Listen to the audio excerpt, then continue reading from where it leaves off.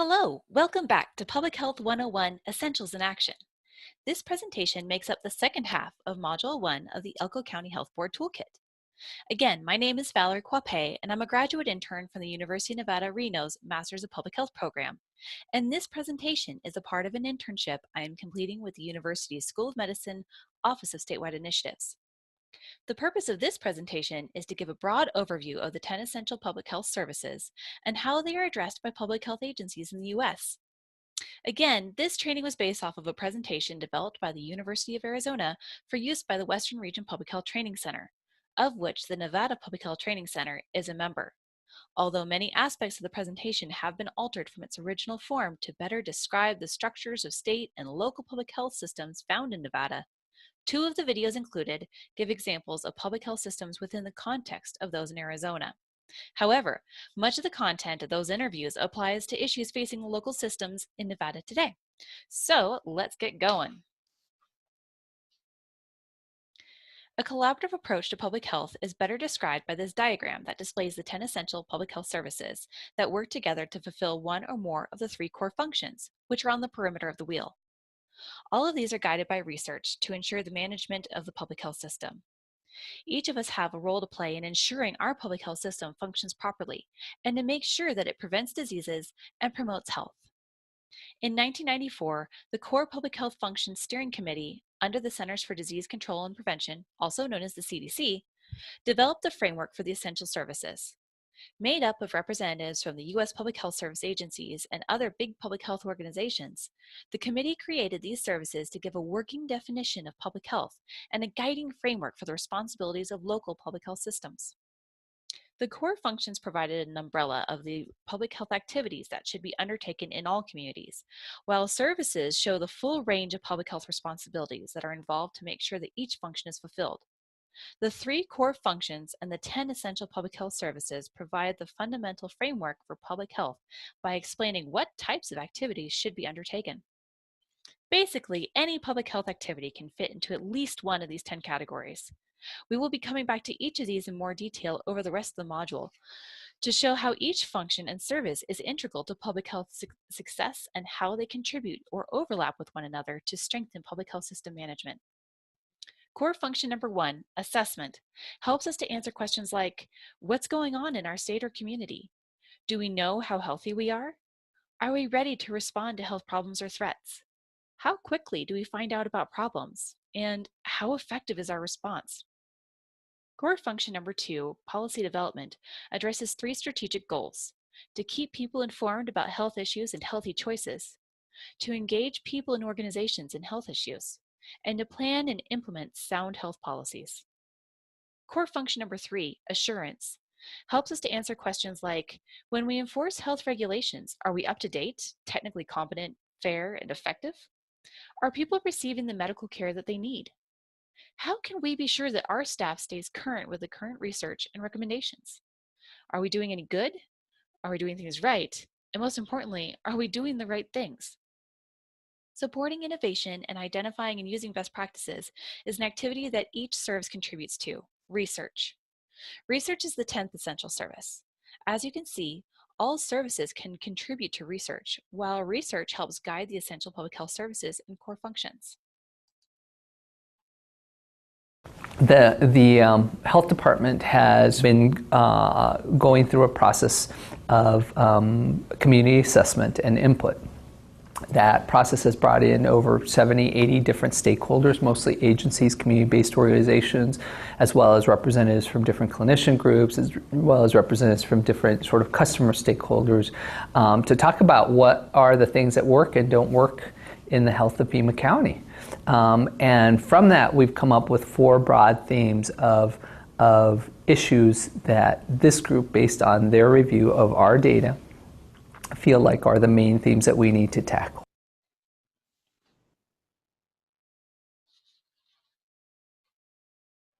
The first essential service of public health, Monitor Health, is responsible for much of the data presented in various reports and projects. The work in this area tries to answer the questions like, what's going on in our state or community? Do we know how healthy we are? One way public health tries to prevent outbreaks from happening in the first place is via our work in monitoring groups of people and communities' health status and trying to find solutions to these conditions. The aim of Essential Public Health Service number 1 is to understand health issues at the state and community levels.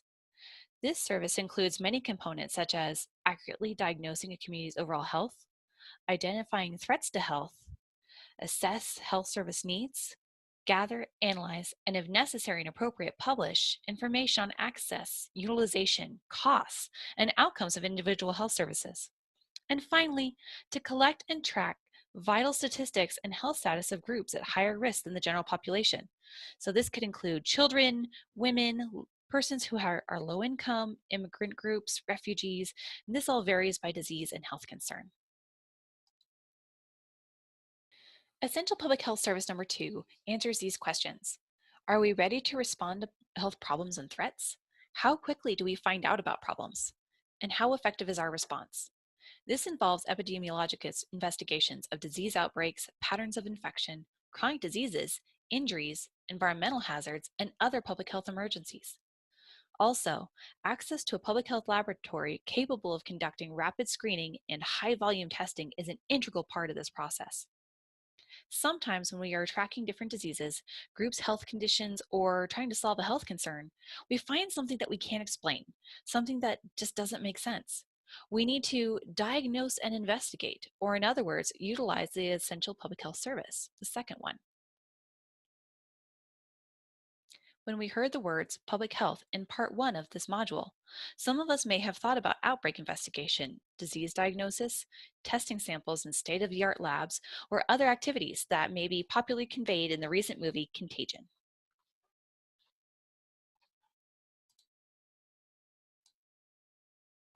So let's talk a little bit about what assessment activities may be happening in your community. Some activities that have been discussed in Elko included the collection of local health-related program data by many programs that are either sponsored by or implemented by the state. These programs spanned across several different program areas, including mental health, substance abuse prevention and treatment, and even emergency services. Additionally, many community health needs assessments have been completed in Elko and other communities over the last several years. These assessments have been completed by various medical and nonprofit organizations, and some by university interns. The next core function, policy development, includes 3 essential public health services.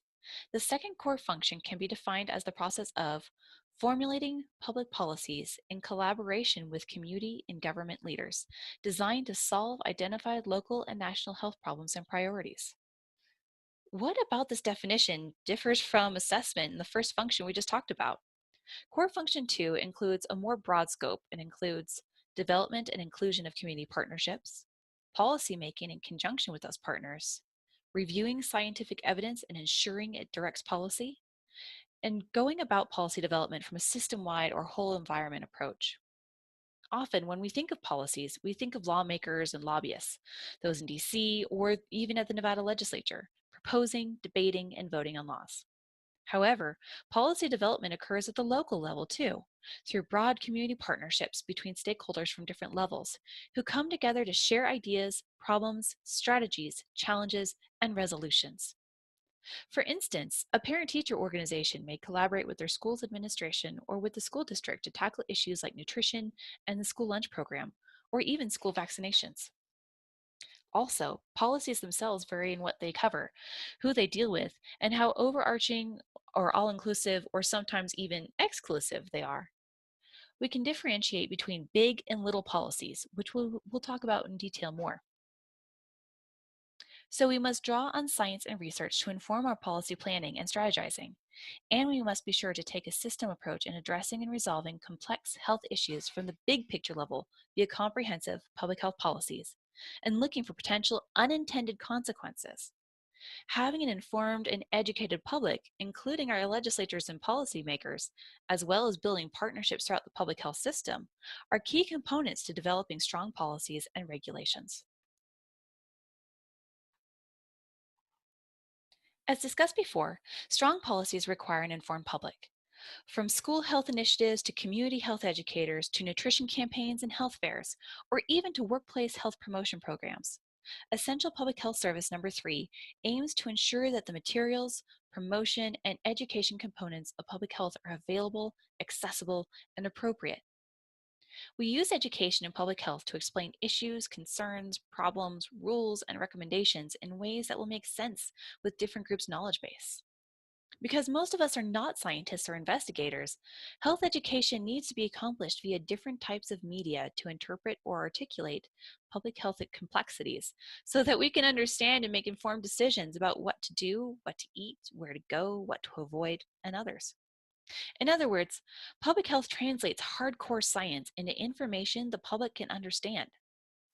This is achieved by designing and disseminating targeted health materials and social media campaigns to high-risk groups, ensuring health information and resources are available and accessible to communities, integrating health promotion messages and programs with personal care providers' diagnoses and recommendations, such as those surrounding healthy eating and obesity prevention, and by partnering with health education programs at work sites, schools, religious sites, and other social outlets and events. None of the projects, trainings, experiences, or policies that have been successful in the past would have worked without teams. Partnerships are an integral part at every level of public health and really are a component of each essential public health service and core function. Therefore, we have an essential service dedicated fully to making sure that our public health system creates and capitalizes on the diverse expertise and abilities in our communities to identify and solve pressing health challenges. As the definition reads, we mobilize community partnerships and action to identify and solve health problems. Similar to education, fostering and building partnerships is also an ever-present, very necessary part of a successful public health system. To engage as public health service, we create systems that encourage coalition building, partnership development, and leveraging one another's resources with community groups and associations.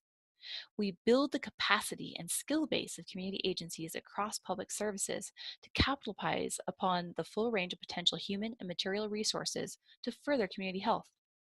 And we assist workplaces and medical systems to ensure effective and appropriate health promotion and disease prevention programs. So, why are partnerships so important to public health? Because with partnerships, we get more well-rounded and varied input from stakeholders to help us create better solutions. This brief video from the National Association of City and County Health Officials, or NACCHO, provides an example of how partners within a local public health system can work together to improve community health issues, such as diabetes.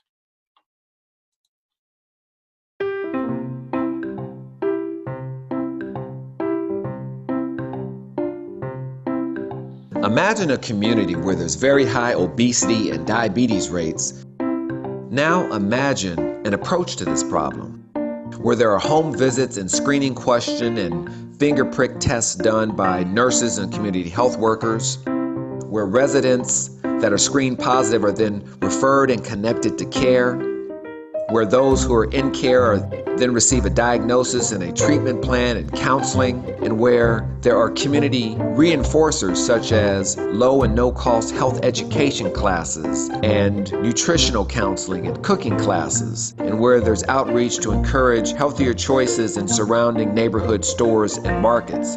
This is exactly what happened in the Humboldt Park community of Chicago, and it resulted in improved rates and better health for community residents. This is an example of how healthcare and public health can work together to extend and promote health beyond the walls of the clinic and actually change the context for healthier communities.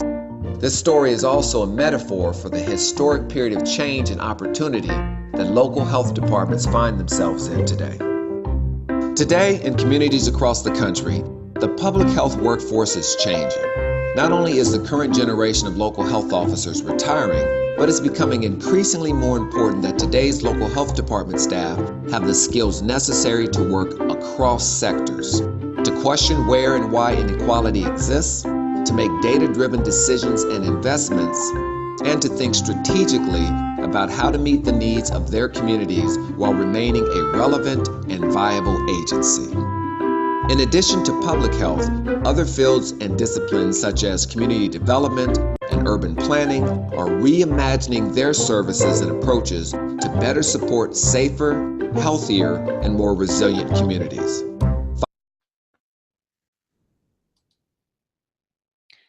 Let's look a little bit more closely at the different types of partnerships that many public health agencies engage in, as well as what types of programs are supported by these partnerships. More than 3/4 of local health departments surveyed reported some form of partnership in each of these categories except for land use. The highest levels of partnership were reported for emergency preparedness, where approximately 80% of local health departments characterized their relationships as collaborating, 67%, or cooperating, 12%, with other organizations, such as hospitals, fire departments, emergency medical services, law enforcement, and many others. Local health departments also reported relatively high levels of more formal partnerships for community health assessments and planning, as well as for programs addressing tobacco control, alcohol control, and other drugs, and communicable infectious disease investigation. Local health departments most often reported less formal levels of partnership for environmental health, chronic disease programs, and food safety. Often an outcome of partnerships, or a reason for building them in the first place, has to do with policy development. Essential Public Health Service 5 covers policies and plans. There are many types of policies and several ways to approaching policy development. First, we need to define the difference between big and little p policies. Big P policies include things like legislation and regulation, laws that are often not optional to adopt or abide by, whereas little p policies deal with organizational, environmental, or system-wide recommended changes, such as employers charging smokers more for health insurance, doctors regularly counseling their patients on nutrition, or even fast food restaurants adding the toy to the healthy kids meal, and many other examples. Public health policy must use research and science to substantiate its decisions. Otherwise, how do we know that the suggestions we propose are even going to work or make sense given the context? Essential Public Health Service number 5 guides the systematic planning and policy making to improve health across all locales at various levels, from community to state to regional or national.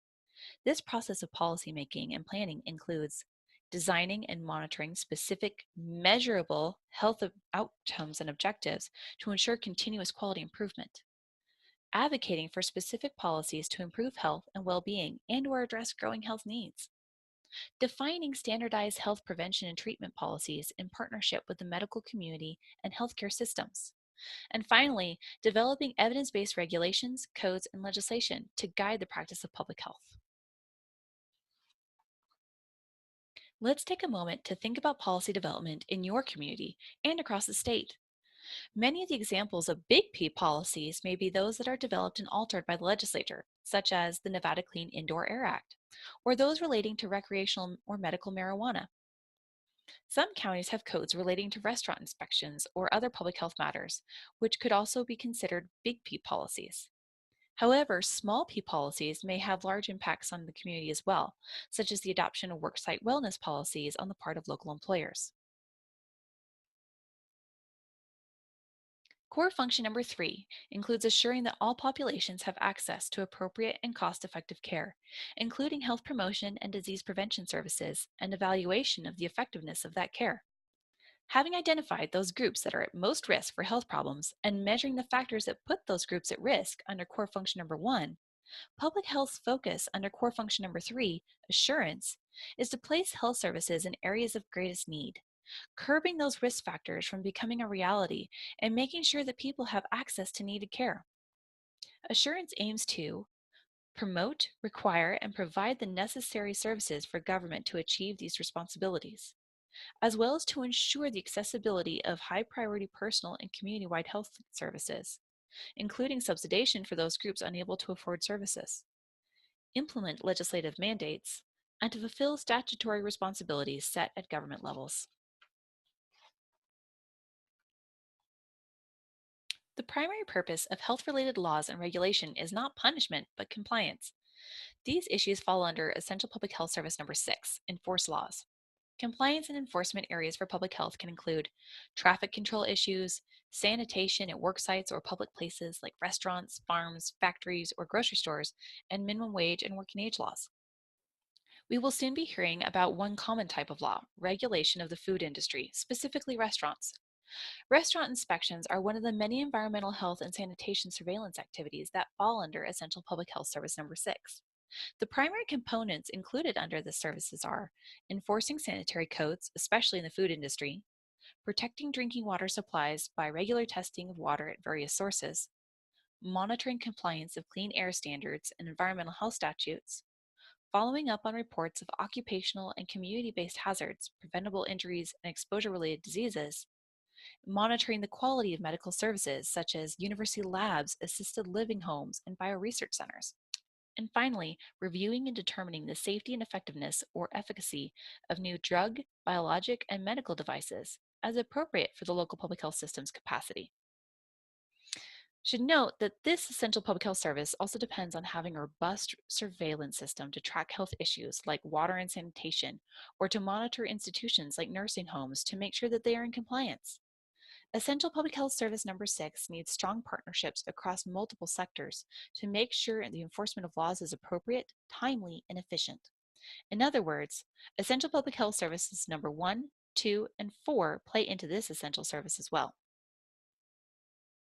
My definition of government is a mechanism to do things that we cannot do individually, but it benefits all of us, okay? The obvious one example there is restaurant inspections. There's certain practices with food, there's certain practices with cooking that I want to be protected from.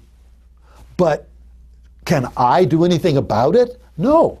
So it's a prime example for me of the role of government. The government has to do those inspections so I can be certain that the food I'm eating is safe. Essential Public Health Service Number 7 is described as linking people to the needed personal health care services and to assure the provision of healthcare services when otherwise not available. This essential service is where public health and direct medical care often converge. Number 7 deals with direct service components that fall within public health purview, such as rural health clinics, specialized care, mobile clinic outreach programs, and many others. While every function and service in public health assists these and other groups to promote health and prevent diseases and illness, Essential Public Health Service Number 7 ensures that the work in these areas is grounded in and geared towards the unique experiences and health concerns of diverse groups. This is done through outreach to socially disadvantaged people to make sure both clinical and community-based care are appropriate and accessible, including integrated care management and transportation services, and the development and distribution of culturally and linguistically appropriate materials, and hiring multilingual, culturally competent staff to make sure marginalized groups are comfortable and connected to needed healthcare services. We can't fulfill any of these services and functions we've covered thus far without regular training and support to our workforce. Like what we're doing today, Essential Public Health Service Number 8 covers these workforce development components, making sure your staff are up to date on the latest science, newest technology, and cutting-edge approaches can help to reduce redundancy or reinventing the wheel. Continuing education opportunities, certification, and competency building must take place for the public health system to function. This can take many forms at an agency, including ongoing education and skill building in staff, measuring staff competencies, inspecting and processing professional licensures and facility certification, promoting ongoing quality improvement and lifelong learning of all staff, including completion and compliance of licensure and certification programs, encouragement of active partnerships between health departments or other agencies with varied training resources, and providing continuing education in management and leadership development programs. You can have an operation that worked really good in 2009 on the pandemic, and if you lose 3 or 4 health officers in big counties, the next pandemic might be 5 years later, but your response might suck because you didn't have that relationship and you didn't build the camaraderie through routine trainings and meetings. I feel that To lead someone, you have to lead by example. And in order to do that, you have to show folks that you're willing to do whatever it takes. You're willing to do what you're asking of them. That's a huge, workforce development, we call that workforce development, internal workforce development, huge challenge. As you might imagine, county health departments don't pay a lot, especially compared to private sector. And so we really have to struggle with how we provide training for our folks when they're here. Some of it is basic training for some folks, some of it is more advanced training.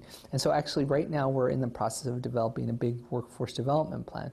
Some of it is online, some of it is face-to-face. Every learner is different. Every different job category has its own specifications. And so we don't have just kind of a one-size-fits-all approach to workforce development. People who are on the front lines will need very different things from what a middle manager will in terms of skills. And so what we try to do is we try to identify what are the skill sets that we need for a particular job, and how do we give that person those skills. Let's move on to Essential Public Health Service number 9, evaluation. How are we to know if what we are doing is actually promoting health, safety, and wellness if we don't examine and track our programs? Evaluation is more than simply asking people, did you like it? Or even, how successful were we? It includes, what does success mean in the particular health context we are trying to impact? Depending on what kind of information we are looking for, we need to select the appropriate tools to use, as well as means for using those tools for measurement. Essential Public Health Service number 9 outlines that public health systems should continuously evaluate and adapt health programs, measure health conditions and service utilization at various levels, use evaluation data to determine public health effectiveness and to adapt programs where appropriate, and to provide necessary information to allocate resources and shape programs that address community needs. Throughout this presentation, we've been hearing about public health research that informs practice. As seen in the pie diagram, research contributes to every essential public health service and core function. Our final Essential Public Health Service video clip you will see shares a couple of specific examples of what public health research may look like in the field. We use other people's research to direct where we're going and how we're going to make our decisions. So, for instance, the data. We look at environmental data and we want to know if that's going to harm people's health. So how do we know that? We compare it to literature, scientific literature, where there are research studies that show, okay, this level in a mouse causes this problem, and this amount exposed to an occupational exposure at a certain amount causes a certain health problem. And so we look at human studies, we look at animal studies, we look at community studies, like this particular town had more incidents of this disease and they were also exposed to this problem. So we can look at several different types of studies and then come to a conclusion of what we think is going on in this community. Now let's talk about system management. When all 10 essential public health services operate collaboratively within a framework of the core functions, the public health system runs properly. This diagram we've been highlighting today represents the circular, supportive system that public health strives to promote through continuous, ongoing, mutually reinforcing set of complementary services and functions, of which each of us is a crucial link in this system. What each of you does links up with at least one of the services or functions we covered today. You are a crucial part in making the public health system thrive. When the system is working well, we've covered our bases. We're monitoring health status, following up on reports of disease outbreaks or water issues, educating our public about health risks, partnering with diverse groups to make policies that remedy health disparities, and reaching out to and improving health outcomes and opportunities for our most vulnerable communities. Now that we've discussed the 10 essential public health services and their 3 core functions at length, let's tie it all together. To do so, let's briefly run through the 10 essential public health services one last time. To monitor the health status of the community, investigate and diagnose public health problems and hazards, inform and educate people regarding health issues, mobilize partnerships to solve community problems, support policies and plans to achieve health goals, enforce laws and regulations to protect health and safety, link people to needed personal health services, ensure a skilled, competent public health workforce, evaluate effectiveness, accessibility, and quality of health services, and finally, research and apply innovative solutions. As you can see, there are many activities that should be undertaken by members of the public health system in all communities.